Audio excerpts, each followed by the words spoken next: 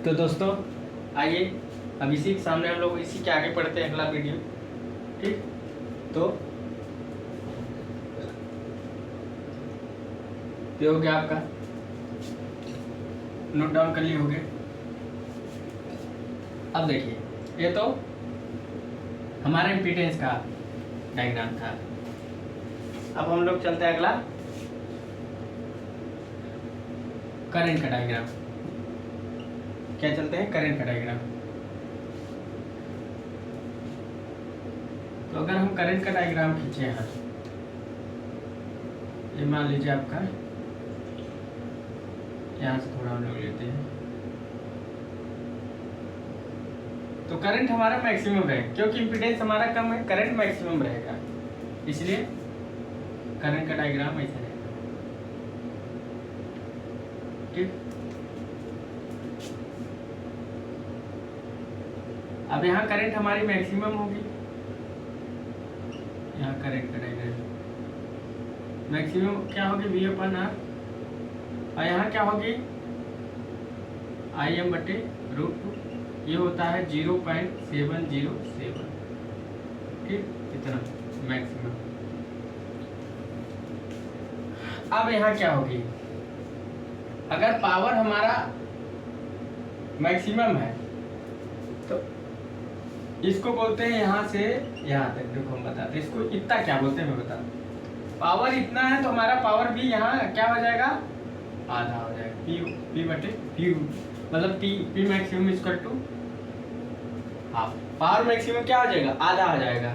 ठीक, समझ रहे होगे।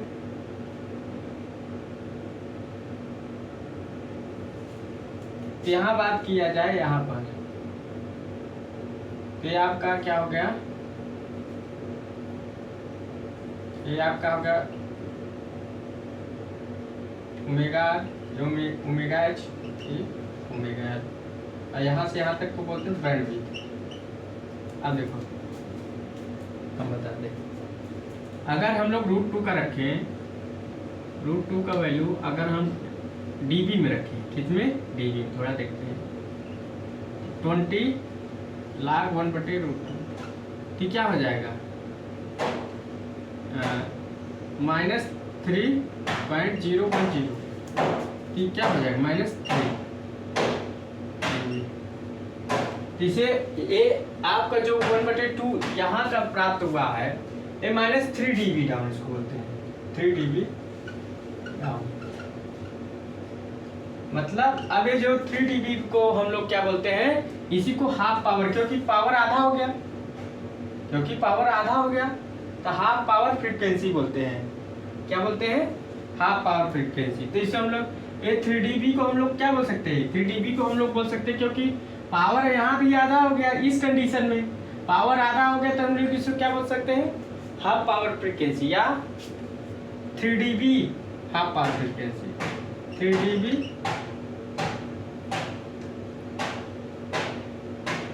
Lower 3 dB frequency, lower 3 dB frequency,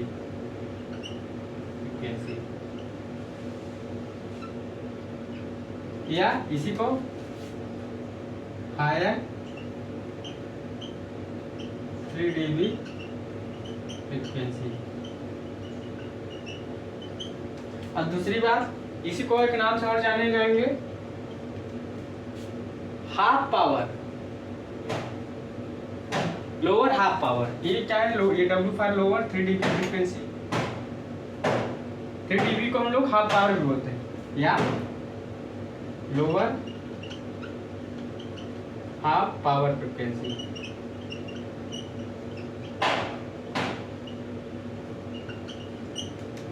और इसको और एक नाम से जानते हैं, हायर हाफ पावर फ्रीक्वेंसी।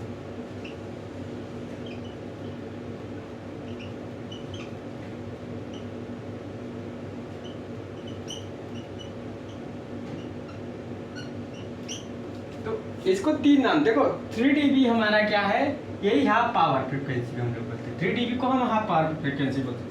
तो हम 3 dB को हम लोग क्या बोल सकते हैं, 3 dB डाउन को हाफ पावर फ्रीक्वेंसी बोल सकते हैं, हाफ पावर फ्रीक्वेंसी।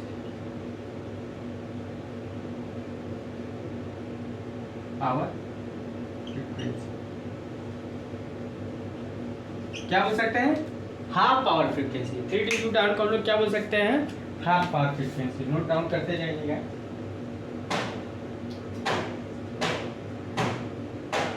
क्या बोलते हैं?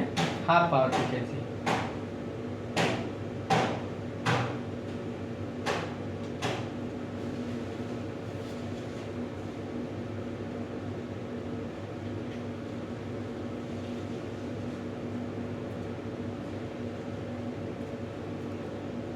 क्या होता है? 3 dB हाफ पावर फ्रीक्वेंसी। अब देखो 3 dB डाउन को हम हाफ पावर फ्रीक्वेंसी बोलते हैं। तो देखो अब बैंड विड्थ बराबर क्या होगा हमारा? WH माइनस WL होगा। अगर हम 3 dB फ्रीक्वेंसी की बात करें, किसकी बात करें? 3 dB फ्रीक्वेंसी की। इसको नोट डाउन कर लीजिए, इसको नोट डाउन कर चुके होंगे। 3 dB को हम लोग हाफ पावर फ्रीक्वेंसी बोलते हैं। अगर हम लोग यहाँ तक तो हम ऐसे वाला बना लीजिएगा, आइए अगर बात किया जाए 3 dB फ्रीक्वेंसी की बात करें, देखो बैंडविड्थ क्या है? BW क्या है? बैंडविड्थ क्या है आपका? WH माइनस WL का डिफरेंस है। ठीक, अब बात क्या करें? 3 dB फ्रीक्वेंसी की,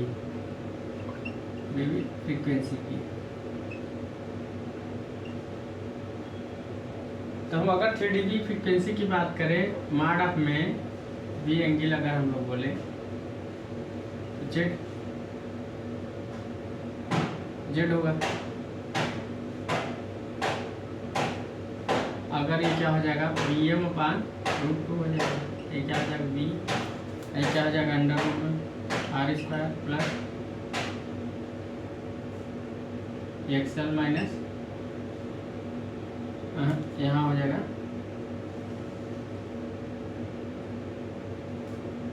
ω/L माइनस 1/ω/c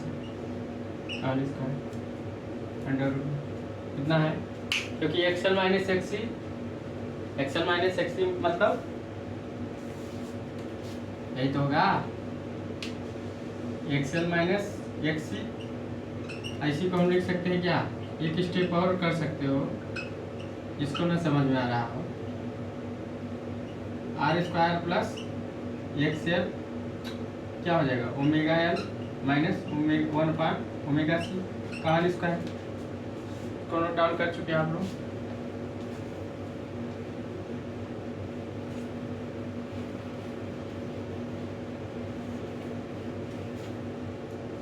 अगर ये क्या हो गया? अगर Vm/√2 तो Vm बराबर क्या है? IR हम लोग लिख सकते हैं। IM है यहाँ, Vm है यहाँ, क्या है? IM है। IM बराबर V/√2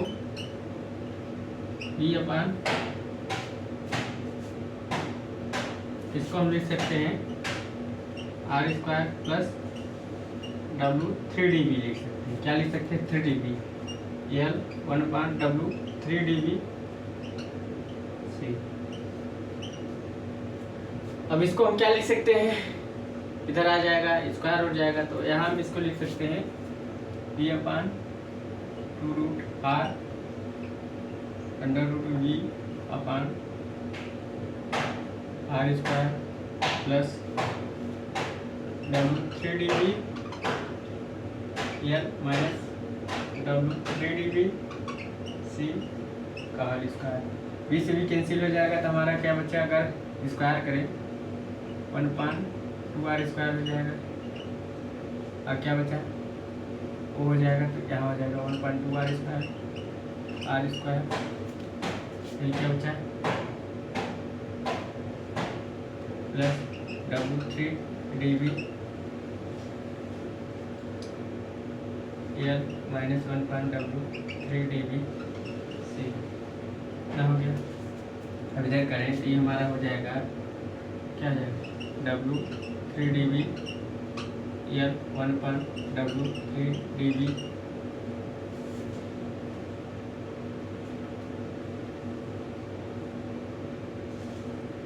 स्क्वायर हट जाएगा ना, ठीक ठीक, R स्क्वायर हो जाएगा।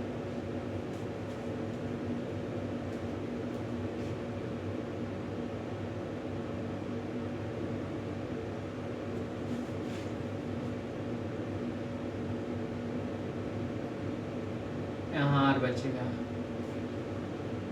यहाँ R बचेगा, वो R स्क्वायर, ये R स्क्वायर बचेगा, ठीक, यहाँ भी स्क्वायर बचेगा, ये भी स्क्वायर बचेगा, क्या बचेगा R स्क्वायर। अभी क्या बचेगा W3 dB रखिए, L minus W3 dB into AC हो गया, C equal two plus minus R रखिए। अब यहाँ हमने इसको एक, अब ये हो सकता है फार्मूला क्या हो जाएगा, कभी कभी ये फार्मूला आ सकता है, एक फार्मूला हो गया WH L 1/WH into C plus R, ये हाई फ्रिक्वेंसी के लिए। तो हाई फ्रिक्वेंसी में पॉजिटिव होगा, हाई फ्रिक्वेंसी में क्या होगा, पॉजिटिव होगा,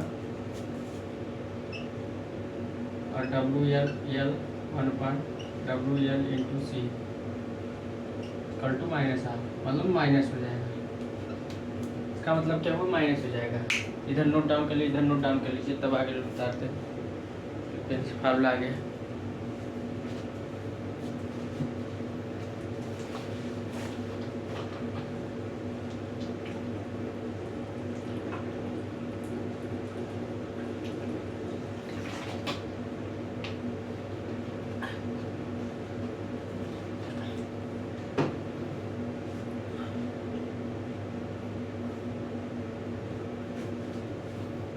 अगर बात करें रिजोनेंट फ्रिक्वेंसी की बात हो रही है, किसको, इधर तो नोट डाउन कर लिया होगा। अब देखो बात क्या किया जाए, इसका मतलब क्या है, यहाँ से जो हमारा इम्पीडेंस का सर्किट हमने पढ़ा था ये वाला,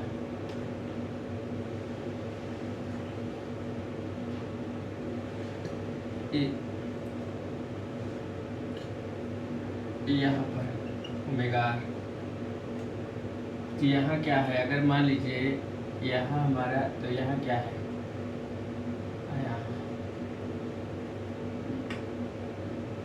एक हम फ्रिक्वेंसी यहाँ रखेंगे, एक फ्रिक्वेंसी यहाँ रखेंगे, एक यहाँ रखें,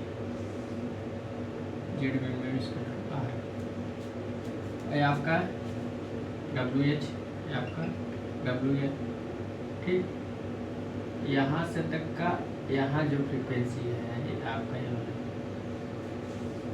वाला फ्रिक्वेंसी, हाई फ्रिक्वेंसी, तो कितना है WH L upon WH into C equal to positive R, ठीक, ये यहाँ से यहाँ तक का डिस्टेंस है।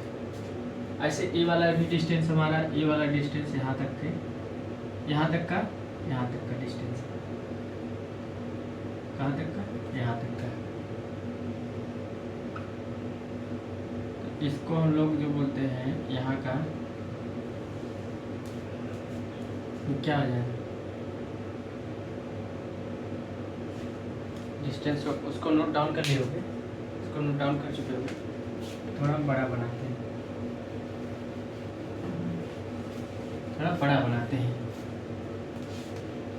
अब देखो हमने इम्पीडेंस का फिगर का ड्रा किया था, तो ये फिगर बड़ा होगा थोड़ा सा,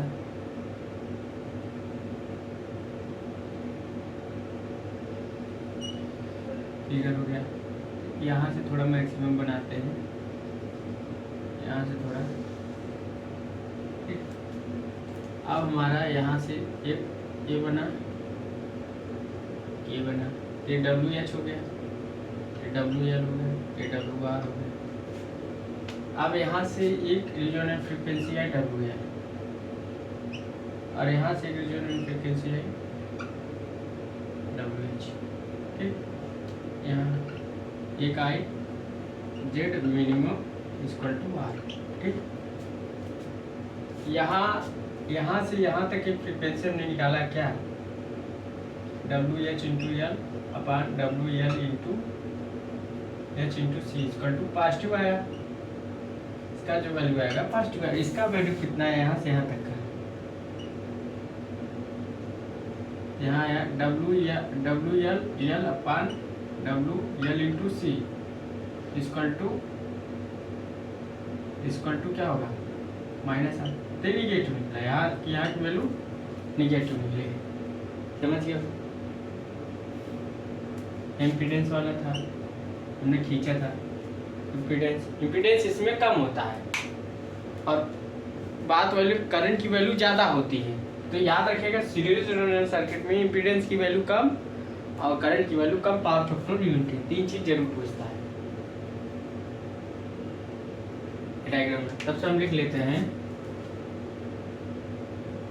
सीरीज रेजोनेंस में, सीरीज रेजोनेंस में number 1 impedance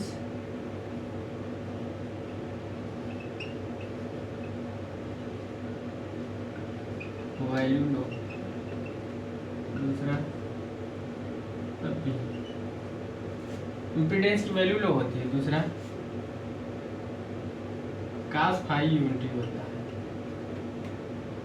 C XL equal to XC होता है, D Z minimum equal to R होता है, ई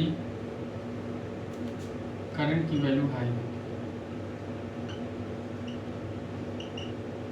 ये 5 पॉइंट पूछे गए हैं, पूछ सकते हैं। और ठीक सही,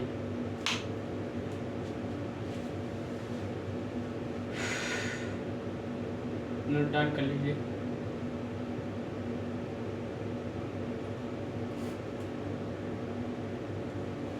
तो यहाँ पूछने का उसका कई तरह से तरीका है, पूछने का वो कई तरीके से पूछ सकता है। ठीक, पूछने का कई तरीके से। सीरीज रेजोनेंस में केस क्या होते हैं, इम्पीडेंस की वैल्यू लो होती है, पावर फैक्टर की वैल्यू 1 होती है, एक्सएल इक्वल टू एक्सी होती है, जेड मिनिमम की वैल्यू जेड आर, क्योंकि जेड वैल्यू की मिनिमम होती है, करंट की वैल्यू हाई होती है। इतना जानते रहिए। अभी तो हम लोगों ने खींच लिया। ठीक, अब हम लोगों ने खींच लिया। अब हम लोग फार्मूला क्या जानते हैं, फार्मूला हम लोग क्या जानते हैं, मान जानते हैं। फार्मूला हम लोग क्या जानते हैं,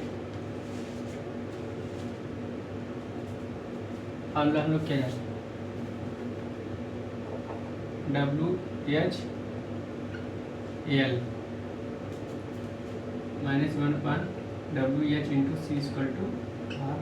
तो क्या हो जाएगा, WH square L into C 1 यहाँ क्या हो जाएगा 1 WH इंटू RC, यहाँ RC हो जाएगा क्या है, यहाँ क्या हो जाएगा WH स्क्वायर LC, यहाँ क्या हो जाएगा, यहाँ R हो जाएगा।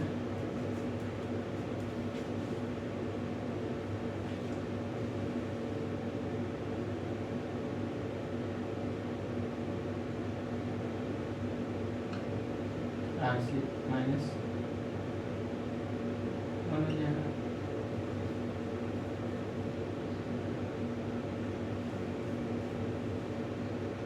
क्या है RC का मान अगर हम इसमें दे दें,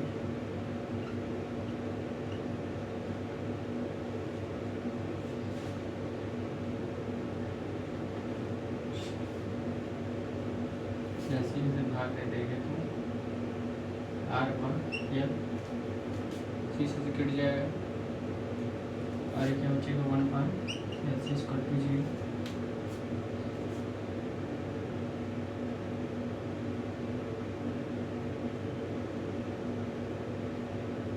अच्छा इधर से आएगा माइनस माइनस प्लस। अगर हम लोग सीधा 4 फार्मूला लगाए, क्या लगाए फार्मूला सीधा 4 बी स्क्वायर माइनस 4ac/2। यहाँ क्या हो जाएगा ओमेगा एच, या ओमेगा एच बोलो r/l under r/m plus r²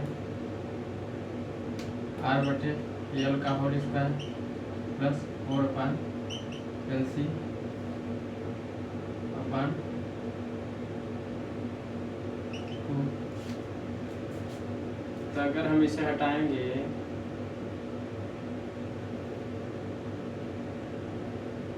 तो क्या हो जाएगा r/2l प्लस r/2l का होल स्क्वायर प्लस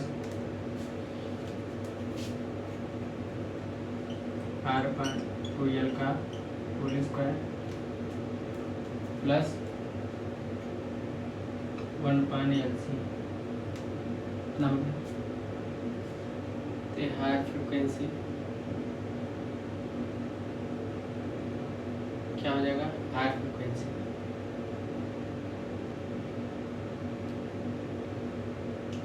तो हायर फ्रिक्वेंसी की वैल्यू क्या हो जाएगी WH = r/2l plus under r/2l का होल स्क्वायर प्लस 1/LC। ये फार्मूला हो गया।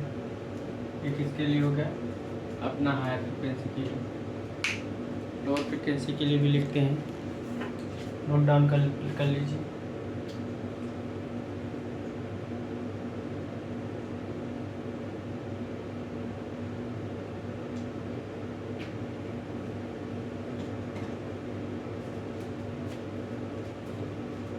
नोट डाउन कर लीजिए। और लोअर फ्रिक्वेंसी के लिए अगर हम लोग लिखें -r/2l प्लस अंडर r/2l का होल स्क्वायर 4/LC। ये लोअर फ्रिक्वेंसी के लिए समझिए हमको 4/LC। अगर हम इसी को इन केस में लिखना चाहें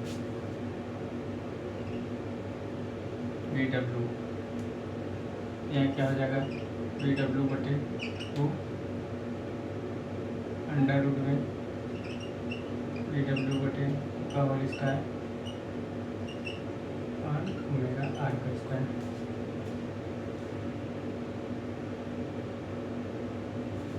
एक हो गया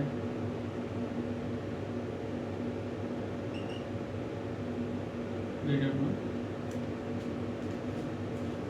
हायर VW और VW अपान, इसको नोट डाउन कर लीजिए आप लोग। VW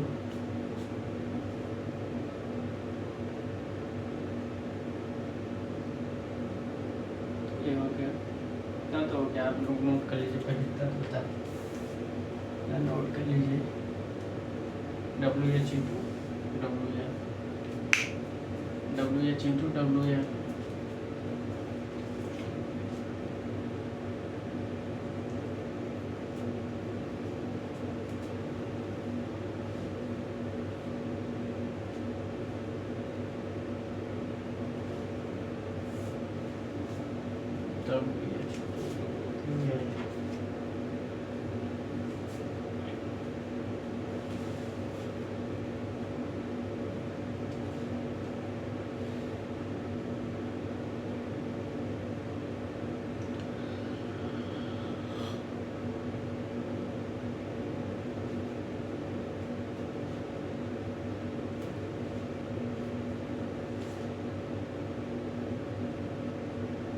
अब इसी को हम लोग क्या ले सकते हैं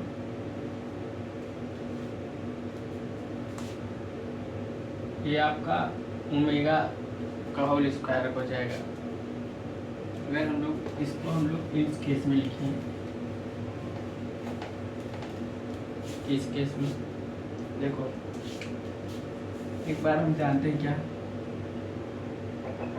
क्या जानते हैं, B W H minus W A, मतलब डब्ल्यू एच की इसका वैल्यू क्या आ जाएगी, आर बटा टू एल माइनस वन बटे आर टू एल, ये हो जाएगा आर बटे एल, ये बी डब्ल्यू की वैल्यू रेडियन पर सेकेंड।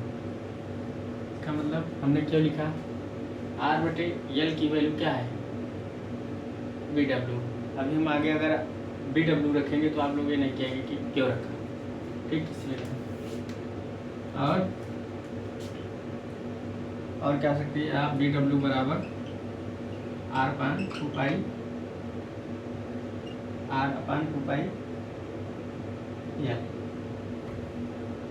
टू पाई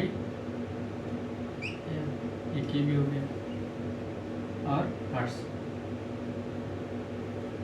क्या हो जाएगा, हर्ट्ज। अब आर बाय, अब हम इसी को अगर हम इस चीज को यहाँ लिख, या एक चीज और लिख देते हैं, क्या लिख देते हैं,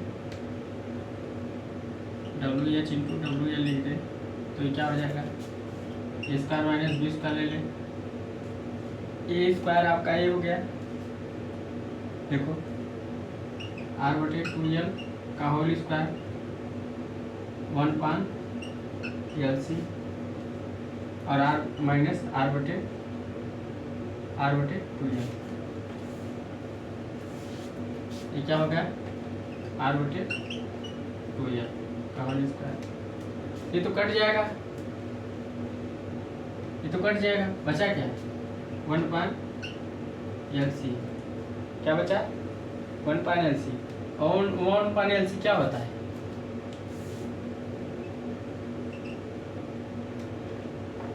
वन पान एल सी क्या होता है,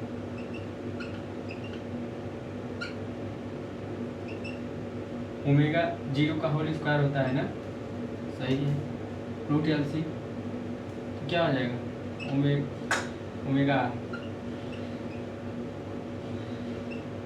एल, ये भी फार्मूला हो गया, नोट डाउन कर लीजिए।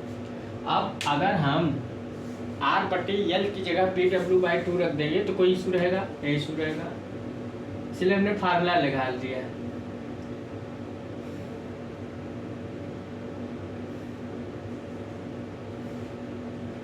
और ये क्या रहेगा, omega square B W by two, ये लोअर के लिए, हायर के लिए है,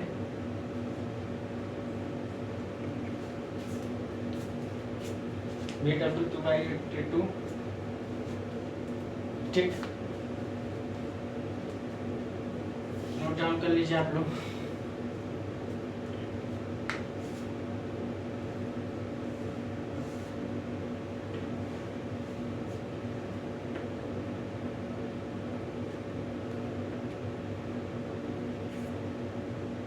तो हम लोग अब इसके बाद आगे भी चलते हैं।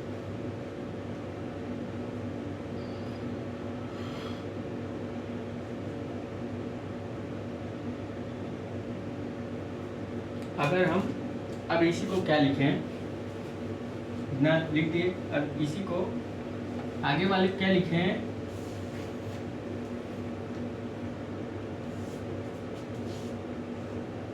आगे वाले इसको अगर हम लिखो डब्ल्यू एच बी डब्ल्यू बटे टू प्लस अंडर रूट में बी डब्ल्यू बटे टू का whole square plus omega R का स्क्वायर,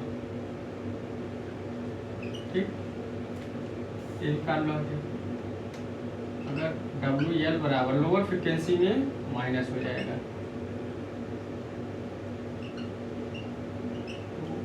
का whole square plus R square,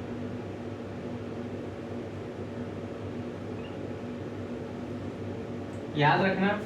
अब ए की वैल्यू इसमें आ जाएगी, तो डब्ल्यू एच किसमें, डब्ल्यू एच, देखो इस पर फार्मूला आता है डब्ल्यू एच, हाई फ्रिक्वेंसी निकालने का, डब्ल्यू एच बराबर हम लोग क्या रख सकते हैं, वी डब्ल्यू अपान टू की बैंडविड्थ है प्लस ओमेगा रिजोनेंट फ्रिक्वेंसी, यहाँ लोअर फ्रिक्वेंसी रखें W H V W upon two minus W R. एक चीज़ याद रखिएगा, हायर में क्या होगा, ऐड रहेगा और निगेटिव में माइनस, मतलब हायर फ्रिक्वेंसी वाले में हम लोग क्या मतलब फार्मूला रहेगा V W by two plus W R resonant frequency, lower में V W by two minus रहेगा। ये चीज़ याद रखिएगा। इस पर भी क्वेश्चन आ रहे हैं, इस पर भी तो नहीं है, इस पर भी नहीं आ सकते हैं। तो कुछ किसी प्रकार का फार्मूला आप लोग को लिख सकता है। अगर हम लोग बात करें, इसका एक डायग्राम बनाना चाहें, देखो इसका नोट डाउन कर लीजिए, तो हम एक डायग्राम बनाएंगे। कैसे आ रहा है वो आपको बता रहे हैं। कोई रटी छानी घुटी चीज नहीं है कि रटी छानी घुटी बता दी। तो डब्ल्यू एच का फार्मूला याद रखो V W by two plus omega R. Omega R क्या है, रिजोनेंट फ्रिक्वेंसी। अगर लोअर फ्रिक्वेंसी पूछता है वी डब्ल्यू बाई माइनस रहेगा ओमेगा आर, याद रखिएगा चीज।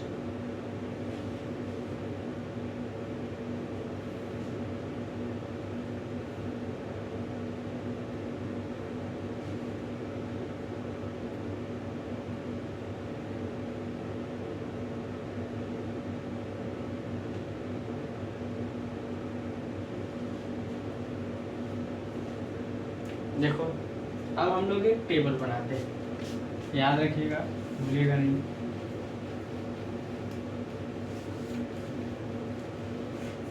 अब हम लोग बात करें omega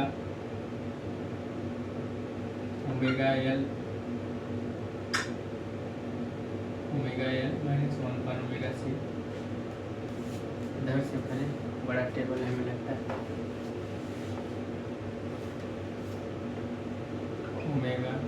omega L minus one पर omega C equal to mod of Z का whole square R square plus omega L one पर ओमेगा सी का whole square plus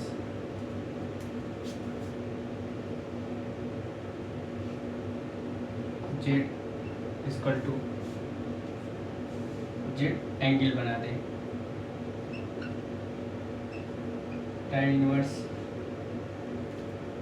omega L alpha omega C ना हो गया। और क्या, as equal to V upon Z,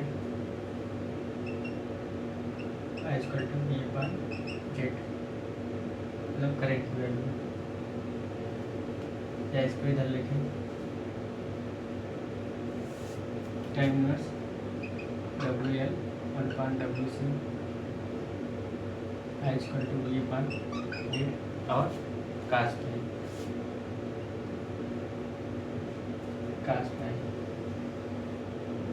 इनको तो आ जाना चाहिए, भगवान ने चाहा तो आ ही जाएगा।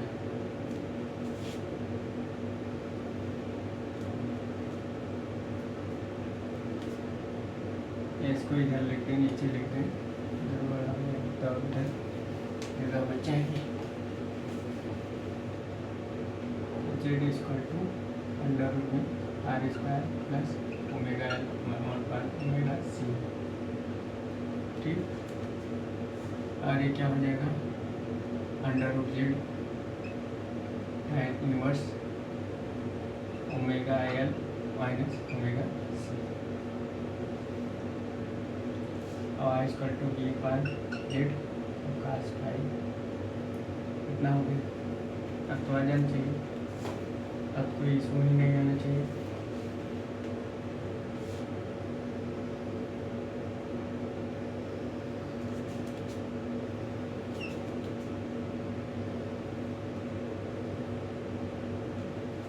चलो फिगर बनाते हैं और ट्राई करते हैं। देखो omega equal to omega minus omega L omega C equal to R square plus omega L. तो इसका एंगल बना, उसके बाद करंट निकालें, उसके बाद पावर फैक्टर। देखो अगर हम बात करें omega equal to omega R, अगर omega is greater than omega R की, मतलब ओमेगा की वैल्यू ओमेगा के आर की वैल्यू अधिक है, तो ये कौन सा पावर फैक्टर होगा?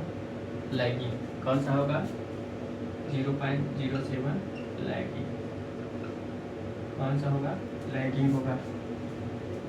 तो लैगिंग होगा, तो लैगिंग अगर होगा तो उधर होता था तो हायर वैल्यू ज़्यादा था, WHL अपॉन WH इंटू सी। हायर वैल्यू मतलब वैल्यू पॉजिटिव, आर की वैल्यू पॉजिटिव हो गई।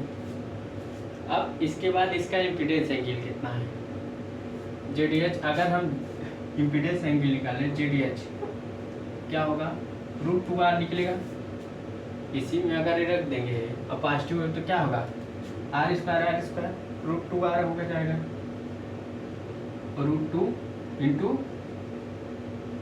R हो जाएगा। इसी में रखोगे अगर WH मतलब इसके बराबर रख दोगे तो क्या आ जाएगा?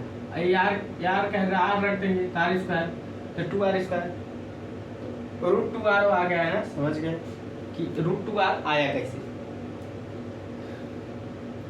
अब tan इनवर्स Z बराबर tan inverse omega L minus omega C. तो Z बराबर tan inverse omega L minus omega C अगर रखें तो क्या हो जाएगा? ZH Z की वैल्यू H, Z की वैल्यू H। तो कितना है? अगर इसमें रख देते tan 45 अंश का मान आ जाएगा ना। कितना का वैल्यू मान आ जाएगा? tan 45 अंश, क्योंकि अगर इसमें WL माइनस WC अगर इसके बराबर रख दें, ये बराबर रख दें WL माइनस WC इक्वल टू हम रख दें तो क्या हो जाएगा? ये तो tan 45 अंश का मान एक होता है, tan 45 I equal to V अपॉन Z, I equal to V अपॉन Z। IH अगर हम रखें, IH रखें और V, Z की जगह हम क्या रखें? Z की जगह हम अगर क्या रखते हैं? √2R रखें। क्या रखें? √2R 2 इंटू R, √2R रखें। JDH की जगह √2R रखें और क्या हो जाएगा? एंगल क्या बनेगा? लैगिंग है, लीडिंग तो है नहीं, लैगिंग है।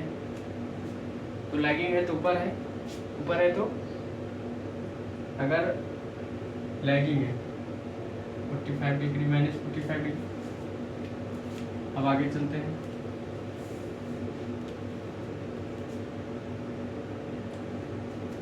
Omega equal to omega R, omega is less than resonant frequency से कम हो गया इसमें।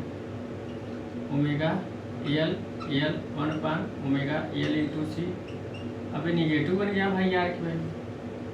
अब इसी में रखेंगे तो क्या निकलेगी? √2 आ रही है, लगभग √2 आ रही आएगा, चाहे इसमें रख दोगे तो ZL √2 इंटू R। आगे tan इनवर्स 45 अंश निकलेगा। तो tan इनवर्स अब यहाँ पॉजिटिव 45 अंश था, मगर यहाँ क्या है? -R की वैल्यू, मतलब लोअर फ्रिक्वेंसी है। अगर इसको हम रखेंगे बराबर तो -R की वैल्यू -10 मतलब 1 की वैल्यू हो जाएगी तो -45 45 डिग्री यहाँ पॉजिटिव होगा। यहाँ क्या होगा? ZL यहाँ क्या आ जाएगा? ZL -45 degree. और यहाँ क्या होगा? IL V upon √2 into R arrange -45 degree, क्योंकि माइनस बन रहा है 45 डिग्री। एंगल क्या बन रही है? 45 डिग्री। ZL नीचे करें और यहाँ क्या हो जाएगा? लीडिंग क्या हो जाएगा? लीडिंग कास्ट भाई। अगला चलते हैं और लास्ट केस चलते हैं।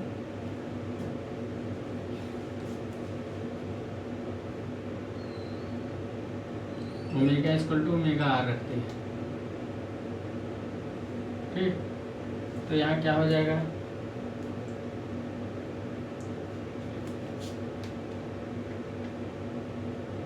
Omega R C 1 omega R into C equal to 0। हम लोग क्या मान लिए 0 हो गया। अब जेड मिनिमम की वैल्यू इक्वल टू आर, यहाँ क्या हो गया, अगर उसको मान ले 0, जेड मिनिमम की वैल्यू आर आ जाएगी, omega R into L into C. ठीक, इसकी वैल्यू अगर हम 0 मान लें तो 0 10 जीरोस का मान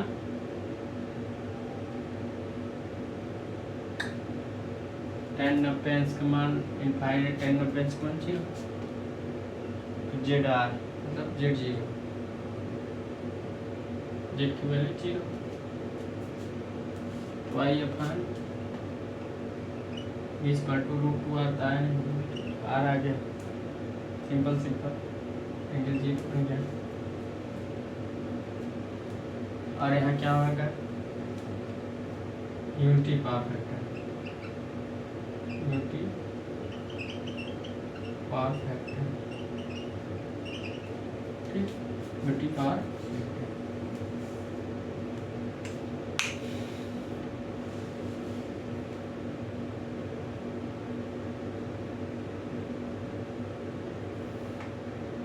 यहाँ अगर वैल्यू अगर आई वी अपान जेड, जेड की वैल्यू अगर यहाँ नीचे तो ऊपर जाएगी, ऑपोजिट हो जाएगी, -45 यहाँ +45, ठीक यहाँ +45 क्या हो जाएगी, क्योंकि अगर हम इसको ऊपर ले जाएंगे, जैसे नीचे है तो एंगल अगर नीचे है 45 तो ऊपर जाएगा -45, यहाँ क्या है नीचे निगेटिव है तो ऊपर पॉजिटिव हो जाएगी, इसको याद रखिएगा।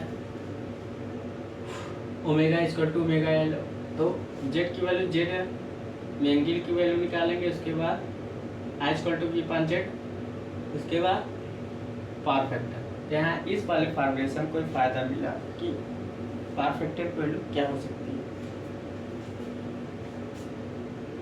पावर फैक्टर की वैल्यू क्या हो सकती है, तो omega equal to omega L minus omega C, फिर जेड की वैल्यू निकालेंगे, उसके बाद जेड एंगल फेज एंगल की वैल्यू रूट मतलब जेड की वैल्यू निकालेंगे, एक बार जेड की वैल्यू निकालेंगे।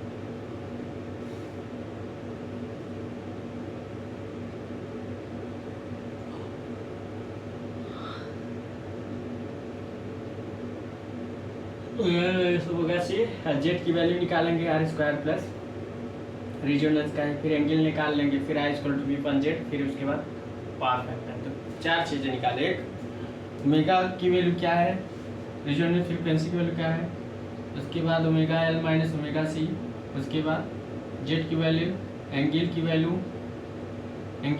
क्या होगी, mod of Z tan inverse omega L minus C, उसके बाद I equal to B upon Z, उसके बाद पावर फैक्टर क्या होगा। सब समझ क्या हो गया, आइए हम लोग आगे चलते हैं।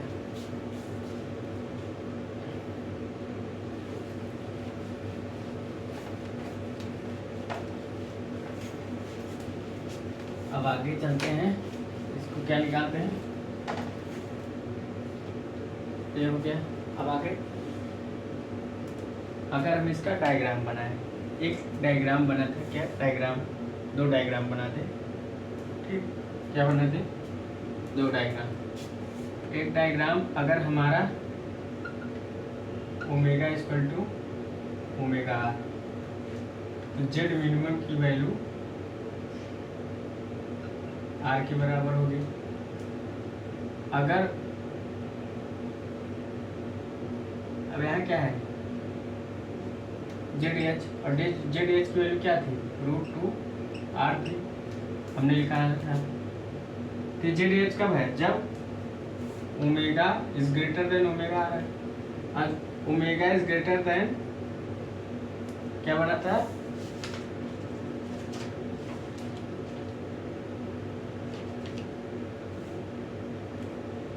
जब हमारा ओमेगा की value less than omega R, तो इसका मतलब ये क्या था, जेडीएल बना था, लोअर फ्रिक्वेंसी बनी थी क्योंकि लैगिंग कास्ट फाइव है।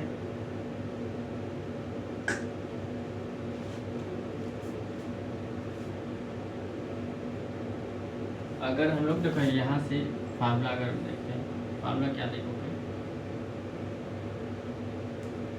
तो लोगों ने ग्राफ खींचा था शायद, याद रखिएगा, हम बता देंगे।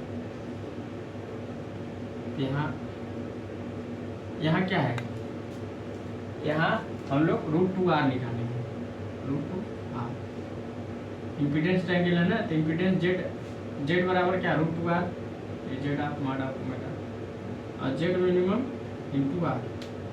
यहाँ से एक यहाँ निकाले थे, तो फ्रिक्वेंसी यहाँ आई थी, फ्रिक्वेंसी है यहाँ WH, यहाँ WR, यहाँ WM,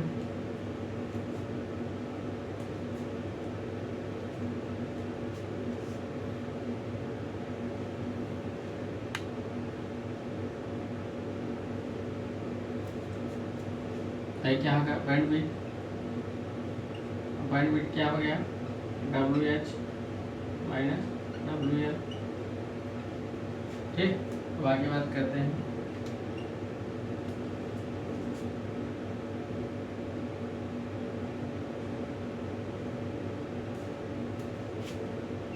अब देखो, अगर ये क्या है, WL की पार ओमेगा सी की वैल्यू, अगर W is greater then WR, मतलब इससे वैल्यू ज़्यादा है, तो इससे वैल्यू ज़्यादा है तो हायर फ्रिक्वेंसी, ये मतलब लैगिंग साइड है, हायर फ्रिक्वेंसी है, मतलब ये वाला इतना जो केस होगा आपका, देखो जो मैं बता रहा हूँ, मैं समझाना चाह रहा हूँ, नहीं आप लोग समझोगे कि मैंने गलती बताई, गलती नहीं बताया सही है। ये आपका जो केस है, यहाँ से यहाँ तक का, ये आपका देखो 3 केस आ गया, एक हो गया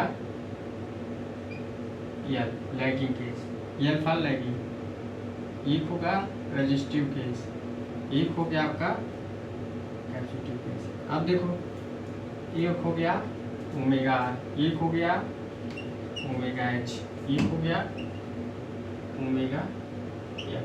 अब देखिए, ये हायर फ्रिक्वेंसी है, ये लैगिंग कब होगा, ये कैपेसिटिव कब होगा, रजिस्टिव कब होगा। तो देखो इस केस में क्या होगा, इस केस में omega equal to omega R होगा, और इस केस में क्या होगा, ओमेगा ग्रेटर देन अलग रिजोनेंट फ्रीक्वेंसी से इंडक्टिव का केस होगा। अब इस केस में क्या होगा, omega is less than omega R, मतलब ओमेगा आर की वैल्यू ज्यादा होगी, रिजोनेंट फ्रीक्वेंसी की ज्यादा वैल्यू। देखो जब इसकी फ्रीक्वेंसी ज्यादा होगी तो हाई फ्रीक्वेंसी होगा, मगर लैगिंग कास्ट फाई होगा। क्या होगा, लैगिंग कास्ट फाई, 707 लैगिंग, क्या होगा, लैगिंग। अब ए रिजोनेंट फ्रीक्वेंसी की वैल्यू ज्यादा होगी, मतलब कैपेसिटिव साइड होगा, ठीक। तो कैपेसिटिव साइड होगा तो मतलब कैपेसिटर का व्यवहार करेगा, ये 45 डिग्री भी बनाएगा, ये भी 45 डिग्री बनाएगा, तो क्या बनाएगा, जेड एल की वैल्यू √2r, ठीक, √2r। और ये आपका 0 पॉइंट लैगिंग, ये क्या होगा, लीडिंग होगा, क्योंकि रिजोनेंट फ्रीक्वेंसी से कम है, 0.707 लीडिंग। समझ गए होगे कि क्या रिजोनेंट फ्रीक्वेंसी कहना चाहती है, मैं आपको बताना चाहते हैं। एंगल बन गया, अरे √2r आया कहाँ से, वो मैंने दिखा दिया। तो अगर हमने लास्ट में डिसीजन क्या निकाला कि रिजोनेंट फ्रीक्वेंसी का देखा जाए, रिजोनेंट फ्रीक्वेंसी में 3-4 चीजें जो होती हैं, आप पूछता है कि कभी कभी इससे पूछ लेता है। देखो तो 3 फार्मूले मैं यहाँ लिख दे रहा हूँ, नोट डाउन कर लो। WH बराबर हम लोगों ने क्या निकाला था, एक हायर फ्रिक्वेंसी पूछता है, तो BW/2 plus omega resonant frequency, omega L equal to B W upon 2 minus omega R, ये हो गया। और F R equal to 1.2 pi root L C, एक हो, ये फार्मूला ये हो गया आपका 1 2 3। और एक फार्मूला क्या है, ओमेगा इक्वल टू 1/रूट एल सी हो गया। और सीरीज रेजोनेंट फ्रीक्वेंसी में इम्पीडेंस का मान कम होता है, करंट का मान ज़्यादा होता है, करंट का मान ज़्यादा होता है, एक हो गया। और एक हमने फार्मूला क्या निकाला था, WH या WHL निकाली थी, प्लस माइनस R/2L, और अंडर रूट में क्या निकाला था, R/2L का होल स्क्वायर अपॉन 4/LC, और LC करो चाहे पैरेलल सीरीज, तो हायर रहेगा, देखो ऐसे रहेगा 1 और 4, इसका मतलब अगर हायर रहेगा तो 1 रहेगा, लोअर रहेगा तो 4 रहेगा, समझ गए फिर, ये निकाला था।